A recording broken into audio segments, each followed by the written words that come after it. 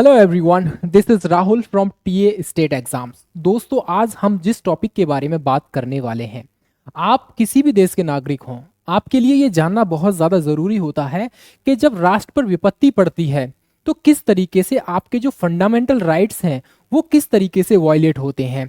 National emergency के दौरान किस तरीके से आप जो आम नागरिक है वो किस तरीके से प्रभावित होता है, मार्शल लॉ के दौरान किस तरीके से प्रभावित होता है, इन दोनों में अंतर क्या होता है, क्या देश में कभी मार्शल लॉ लगा है या क्या देश में कभी नेशनल इमरजेंसी लगी है। इन सारे सवालों के जवाब आज एक छोटे से सेशन में हम लोग जानने का प्रयास करेंगे। सेशन पसंद आता है आप लोग लाइक कर सकते हो, शेयर करना चाहते हो, you are most welcome to share this session. Okay, चलिए आज हम डिफरेंस जानेंगे national emergency and martial law के बारे में। आखिर अंतर क्या होता है दोनों के मध्य। देखो भैया, सबसे पहले तो आपको पता होना चाहिए कि सैन्य कानून यानी कि मार्शल लॉ क्या होता है और आपातकाल क्या होता है। देखो, आपातकाल से परिचित होंगे, उसके बारे में मैं आपको ज्यादा नहीं बताऊंगा, बट डिफरेंस हम जरूर जानेंगे। मार्शल लॉ क्या होता है? देखो, मार्शल लॉ ऐसा होता है जैसे सैन्य कानून होता है, सेना का कानून होता है, एक ऐसी व्यवस्था जिसके अंतर्गत सारी की सारी पावर, चाहे वो एग्जीक्यूटिव पावर हो, लेजिस्लेटिव पावर हो, जुडिशरी पावर हो, सारी की सारी पावर सेना के हाथ में चली जाती है। सेना ही शासन करती है, सेना ही शासन प्रशासन संभालती है, सेना ही न्याय व्यवस्था की व्यवस्था करती है, न्याय की व्यवस्था करती है, सारे काम सेना ही करती है। ऐसी कंडीशन में आप जो है मार्शल लॉ कह सकते हैं। अब इसका जीता जागता एग्जाम्पल रहेगा हमारा एक पड़ोसी देश है म्यांमार। आपको पता होगा कि भैया 2021 में म्यांमार में इलेक्शंस हुए थे जिसमें आंग सान सू की डेमोक्रेटिक तरीके से इलेक्ट हुई थी, वहां की प्राइम मिनिस्टर बनी। लेकिन वहां के जो जनरल थे उनके द्वारा उनको अपदस्थ कर दिया गया और ये कहा गया कि भैया जो इलेक्शंस हुए हैं वो बिल्कुल फ्री एंड फेयर तरीके से नहीं हुए हैं, इसीलिए उनको अरेस्ट कर लिया गया। वो आज तक जेल में पड़ी हैं और वहां के जो जनरल थे, जनरल सेना के जो जनरल थे, वो शासन व्यवस्था संभाल रहे हैं। यानी कि हमारा जो पड़ोसी देश है म्यांमार, वहां पर मार्शल लॉ अभी भी लगा हुआ है। तो भैया ये होता है मार्शल लॉ। हालांकि हम थोड़ा सा सौभाग्यशाली हैं कि भैया हम इतने बड़े डेमोक्रेटिक कंट्री हैं, हमारे यहाँ कभी भी अभी मार्शल लॉ लागू नहीं हुआ है भारत के अंतर्गत, जबकि पाकिस्तान के अंतर्गत देखोगे तो ये 4 बार लागू हो चुका है। यहां तक कि अमेरिका जो इतना पावरफुल कंट्री है वहां पर भी मार्शल लॉ लग चुका है। ऑस्ट्रेलिया, कनाडा, चाइना में भी मार्शल लॉ लागू हो चुका है, बट इंडिया में कभी भी मार्शल लॉ नहीं लगा है सिवाय इमरजेंसी के। इमरजेंसी भी एक बार लगा था 1975 में इंदिरा गांधी के शासन के दौरान। अब दोनों में बेसिक अंतर क्या है ये जान लीजिए। देखो भैया, नेशनल इमरजेंसी का उल्लेख भारत के संविधान में किया गया है अंडर द आर्टिकल नंबर 352 के तहत। यानी आर्टिकल नंबर 352 में हमारे संविधान में नेशनल इमरजेंसी यानी राष्ट्रीय आपातकाल की व्यवस्था की गई है, लेकिन संविधान के अंतर्गत जो मार्शल लॉ है उसकी व्यवस्था नहीं की गई है। यानी कि मार्शल लॉ का उल्लेख ना किसी भाग में है, ना किसी आर्टिकल में है, ना किसी अनुसूची में है। ठीक है, पहली चीज, पहला अंतर ये रहा। दूसरा अंतर ये रहेगा भैया कि यह किन परिस्थितियों में लागू होगा, इसकी कोई व्यवस्था नहीं की गई है मार्शल लॉ के अंतर्गत।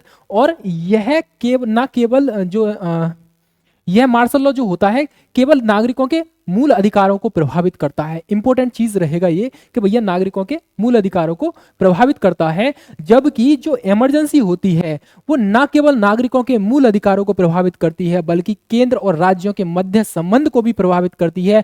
केंद्र सरकार के द्वारा जो भी योजना चलाई जा रही है उनको प्रभावित करती है, राज्य सरकार के द्वारा जो योजना चलाई जा रही है उनको भी प्रभावित करती है। तो ये अंतर होता है सेकेंड। यहाँ पर थर्ड अंतर ये रहेगा, सरकार तथा साधारण कानूनी न्यायालयों को निलंबित किया जाता है मार्शल लॉ के अंतर्गत। हमने स्टार्टिंग में बताया था कि भैया मार्शल लॉ के अंतर्गत क्या होता है कि एग्जीक्यूटिव पावर, लेजिस्लेटिव पावर और जुडिशरी पावर, सारी की सारी पावर सेना के पास चली जाती है ना, सारा काम सेना करती है फिर। लेकिन नेशनल इमरजेंसी के दौरान ऐसा नहीं होता है। यहां पर क्या होता है, जो जुडिशरी पावर होती है, जो न्यायिक प्रणाली होती है, वो एज इट इज बनी रहती है। आपका सुप्रीम कोर्ट है वो यूं ही चलता रहेगा, बरकरार रहेगा, हाई कोर्ट है वो भी बरकरार रहेगा, और भी जो अधीनस्थ न्यायालय हैं वो भी अपना काम करते रहेंगे नेशनल इमरजेंसी के दौरान। अब यहां पर एक अंतर और जान लीजिए भैया कि नेशनल इमरजेंसी के दौरान क्या होता है कि पावर का सेंट्रलाइजेशन होता है। कैसे? देखो अभी क्या है, नॉर्मल सिचुएशन में सभी राज्य अपने अपने कानून बनाते हैं, उनको लागू करते हैं, अपने अपनी कह सकते हैं व्यवस्थाएं होती हैं। लेकिन जब नेशनल इमरजेंसी आती है तो सारे कानून, सारे राज्यों की सरकारें बिल्कुल कह सकते हैं निलंबित कर दी जाती हैं, और सारी की सारी पूरी कह सकते हैं पूरे देश की जो पावर है कहाँ आ जाती है, सेंटर में आ जाती है, यानी केंद्र सरकार ही सबसे ज्यादा पावरफुल हो जाती है।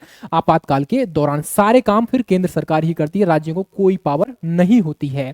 ठीक है, अगला पॉइंट और अगला अंतर यह रहेगा कि देश के किसी क्षेत्र विशेष या संपूर्ण देश में कानून व्यवस्था बुरी तरह प्रभावित हो रही हो तो वहां पर मार्शल लॉ लागू किया जा सकता है। सिंपल सी बात है। और आपातकाल कहां लागू किया जा सकता है, कोई बाह्य युद्ध हो, आपातकाल हो, आपात युद्ध हो या बाहरी आक्रमण हो या सशस्त्र विद्रोह के आधार पर, यानी सेना ही जब आपस में विद्रोह करने लग जाए तो वहां पर हम लोग क्या करते हैं, नेशनल इमरजेंसी घोषित कर देते हैं। तो ये बेसिक अंतर रहेगा। सिंपल सी भाषा में मैं आपको बता दूं कि भैया मार्शल लॉ में सबसे ज्यादा पावरफुल सेना होती है, सेना ही सारे काम करती है, जबकि नेशनल इमरजेंसी में पावर का सेंट्रलाइजेशन हो जाता है, यानी कि केंद्र सरकार सबसे ज्यादा पावरफुल हो जाती है, राज्यों के पास कोई भी पावर नहीं होती है। बेसिक अंतर ये रहेगा।